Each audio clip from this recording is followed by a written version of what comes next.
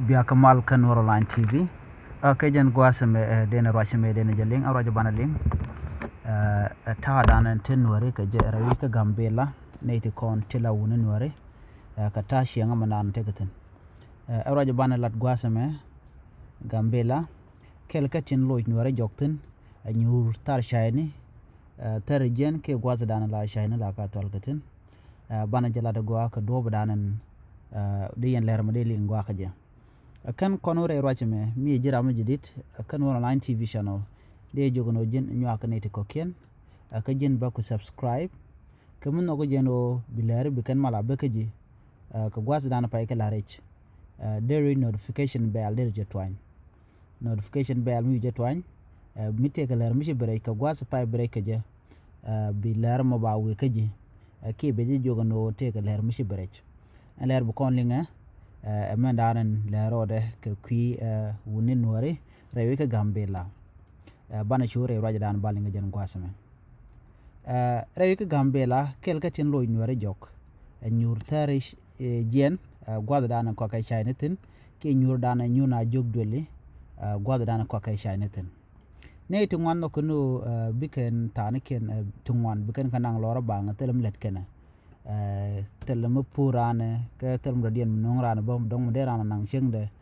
duno nyurna bang ka chenke liu to gene garun wanga wona ka tiang enmo jake wunwara ko betelat melede ke be wunwar be jako barami binong ni nyur karwade anta nyura bang ka wunin wore jake bos ka be re nwore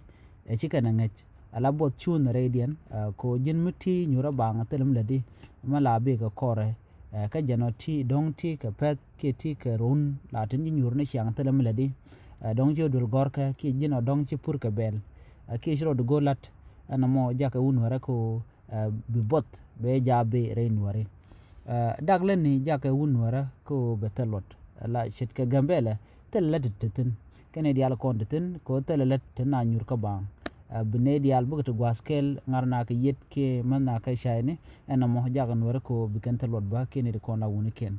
ngang nomni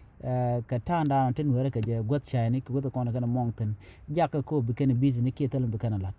no nyok en kuma Gambel telet to ba te ka magan waren kon tin ci to dul gore ene maba jagan were ko bika shuj ke bikan neyti mo bikan ta ne ken dial tin kon te ka bikan te nyur ka gon shayni alo dung shayni ka Gambela gwadan nyunatin kan gosen kon tin jang were ko bi bodu beredian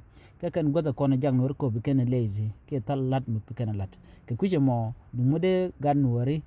ke ganwari ten kon la wuni dumude ka miran tama de kan godo mu de kan wade kan le de keje rewi ka Gambela shit ka munyon kana bero ke do dan de kan guje no den wari de ka tere shenga mo gwa te ramde te jena bat dumude kan mana rodien biken dubden kon ten de nur de lo ka de kan kamra da mu gwa ne jen ke kuje mo kel katin konte lo gan wara jok ajen nyur tar shayne cikke me shalingo ena gwazi cin chiling tono jin wara me mishi raji malada mishi raji malingane gorno jin bi jela ne ko ken ko chicken mishir kana me chicken bulalet ko nyur bang nyur lor bang telem ledi no ngana bodre cheng dan ka kuje mo gona jeno banatin kontin yar ko kon were bana ko wire dan ka ladan ka ke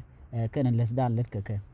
jele dan ilinga jen gwasame gorno jin bi Online TV nyana spoken ko chuje poro bono jin bi subscribe ko tin konti la nonka kan Online TV biate ko man bye bye